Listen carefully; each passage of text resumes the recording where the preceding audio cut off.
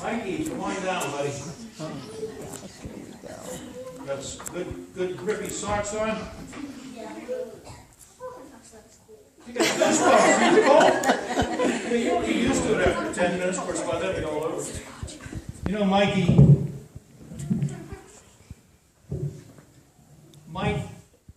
how long have you folks been in the church here? It was 4 years. Since Gracie was 2. How many?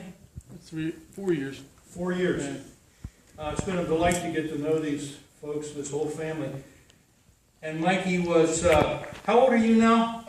8 years old. You're not little like Peter, you're a big guy. 8 years old. It was a couple of years ago. Amy, I was sitting back here, it was morning after the service and shaking hands on everybody on the way out. And Amy came up to me, I think it was Amy, it might have been Mike, I think it was Amy. She said, Mikey has something he wants to tell you. And he had accepted the Lord. Well then, wasn't that long afterwards, same thing happened, and I think it was Amy that said, Mike has something he wants to tell you. And I said, what's that, Mike? He said, when I grow up, I want to be a preacher. Daddy, are you still thinking that way? Yeah. Wonderful. Now, Mikey, can you tell us just real quickly how you came to know that Jesus Christ is your Lord? Same thing what Peter and Abby said. A lot of times, grown-ups, like my dad, almost every after dinner, they read the Bible. And that one time, we didn't live at that old line road, I think we lived at our old house. He was reading the Bible. And he told me and Gracie, Luke wasn't born yet, how Jesus could save you.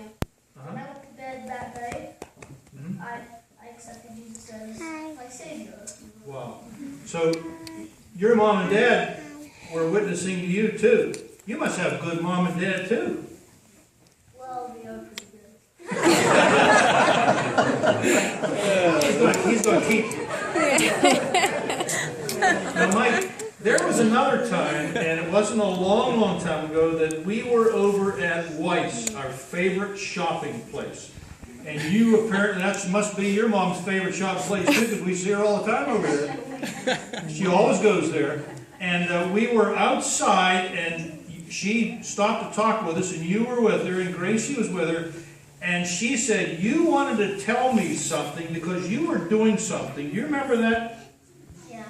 Could you tell them what you told me that day? I told someone about Jesus. And who was that? Her name... Actually, I forget her name. Let me think. It was a young girl that you know, right? Yes. And you witnessed to her about the Lord.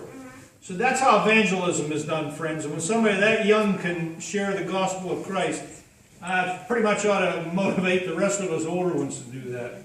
Now, Mikey, you understand obedience, right? Because you do exactly what mom and dad tells you most of the time.